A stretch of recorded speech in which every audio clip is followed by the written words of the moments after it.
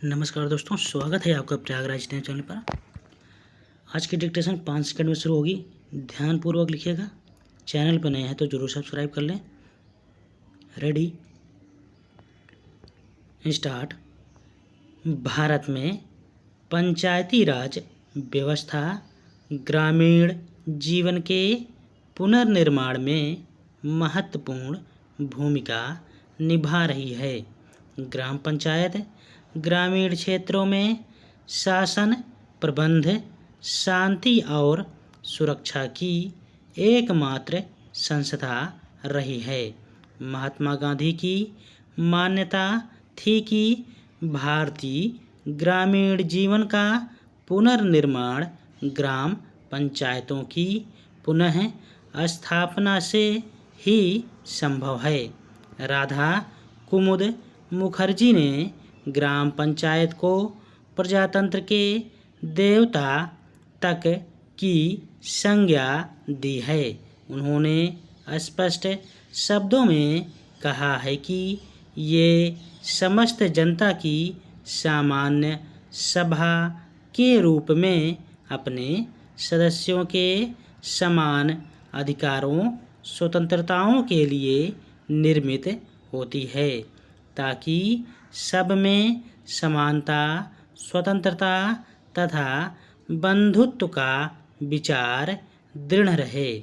भारत में पंचायती राज का वर्णन प्राचीन ग्रंथों ऋग्वेद तथा अथर्ववेद में मिलता है। पंचायती व्यवस्था के प्रारंभ का श्रेय राजा पृथु को जाता है। वैदिक काल से ही ग्राम पंचायत को एक मौलिक इकाई के रूप में स्वीकार किया जाता रहा है। जातक ग्रंथों में भी ग्राम सभाओं का वर्णन मिलता है। उत्तर वैदिक काल में राजनीतिक सामूहिकता का योगदान महत्वपूर्ण रहा है। लघु गणराज्यों के रूप में हिंदू मुस्लिम तथा पेशवा शासन काल में ग्राम पंचायतों का विशेष महत्व था। अंग्रेजों के आगमन के पश्चात भी ये पंचायतें ग्रामीण प्रशासन की महत्वपूर्ण इकाइयों के रूप में अपनी भूमिका निभाती रही हैं।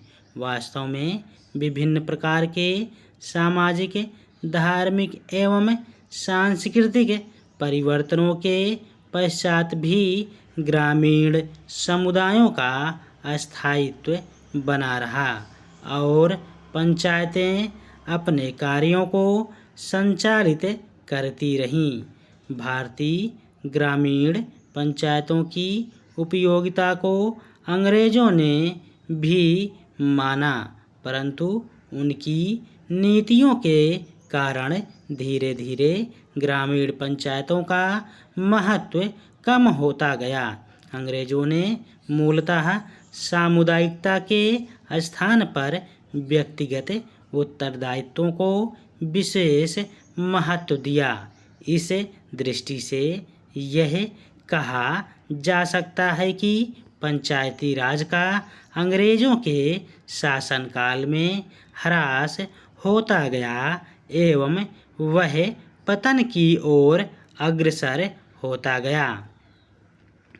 स्वतंत्रता प्राप्ति के पश्चात पंचायती राज के पुनर्निर्माण का प्रयास किया गया। महात्मा गांधी के विचारानुसार कि प्रत्येक ग्राम में एक छोटा गणराज्य हो जो पूर्णतया आत्मनिर्भर हो, उसे किसी भी आवश्यकता के लिए दूसरों पर निर्भर न रहना पड़े। इस विचार के क्रियान्वित करने हेतु संविधान की धारा 50 में यह व्यवस्था की गई कि राज्य ग्राम पंचायतों का संगठन करेगा और उनको समस्त अधिकार प्रदान करेगा, जिससे वे स्वायत्त शासन की इकाइयों के रूप में कार्य करने के योग्य हो जाएं। इन सभी बातों को ध्यान में रखते हुए शासन का विकेंद्रीकरण करने हेतु विभिन्न राज्यों में ग्राम पंचायतें स्थापित की गई। धन्यवाद।